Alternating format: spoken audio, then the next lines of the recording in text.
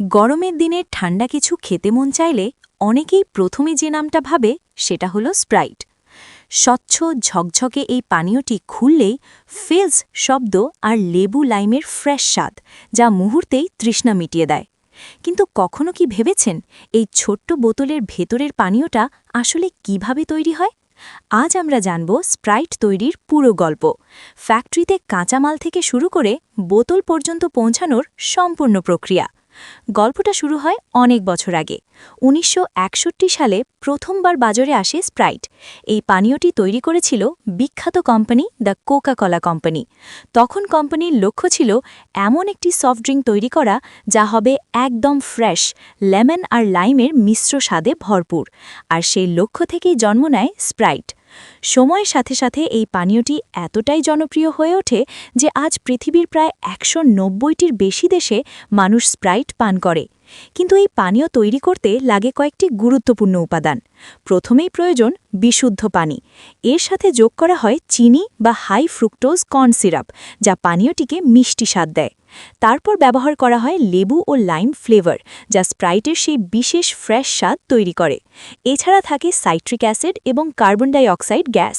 এই সব উপাদান নির্দিষ্ট পরিমাণে মিশিয়ে তৈরি করা হয় স্প্রাইটের বেস মিশ্রণ। স্প্রাইট তৈরির প্রথম ধাপ শুরু হয় পানি বিশুদ্ধ করার মাধ্যমে। ফ্যাক্টরিতে বড় বড় ফিল্টার মেশিনের সাহায্যে পানিকে সম্পূর্ণ পরিষ্কার করা হয়। প্রথমে পানিকে কার্বন ফিল্টার দিয়ে ছেঁকে নেওয়া হয়, এরপর ইউভি লাইট ব্যবহার করে জীবাণু ধ্বংস করা হয়। সবশেষে রিভার্স অসমোসিস প্রযুক্তির মাধ্যমে পানিকে একেবারে বিশুদ্ধ করা হয়। সিরাপ তৈরি। বড় বড় স্টিলের ট্যাঙ্কে চিনি, ফ্লেভার এবং সাইট্রিক অ্যাসিড মিশিয়ে তৈরি করা হয় একটি ঘন মিশ্রণ। এই মিশ্রণটি হল স্প্রাইটের আসল সিরাপ, যা পানীয়টিকে তার বিশেষ স্বাদ দেয়। এরপর সেই সিরাপের সাথে মেশানো হয় বিশুদ্ধ পানি। তারপর বিশেষ মেশিনের মাধ্যমে এতে ঢোকানো হয় কার্বন ডাই অক্সাইড গ্যাস।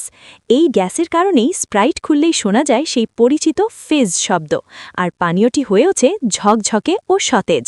সবশেষে শুরু হয় বোতল ভরা ও প্যাকেজিং প্রক্রিয়া।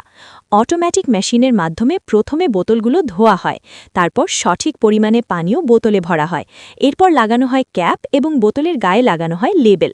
এই পুরো প্রক্রিয়াটি এত দ্রুত হয় যে কয়েক সেকেন্ডের মধ্যেই শত শত বোতল তৈরি হয়ে যায়। এভাবেই ফ্যাক্টরি থেকে বেরিয়ে আসে আমাদের প্রিয় ঠান্ডা পানীয় স্প্রাইট। একটি ছোট্ট বোতলের পেছনে থাকে উন্নত প্রযুক্তি, কঠোর মান নিয়ন্ত্রণ এবং বিশাল উৎপাদন প্রক্রিয়া।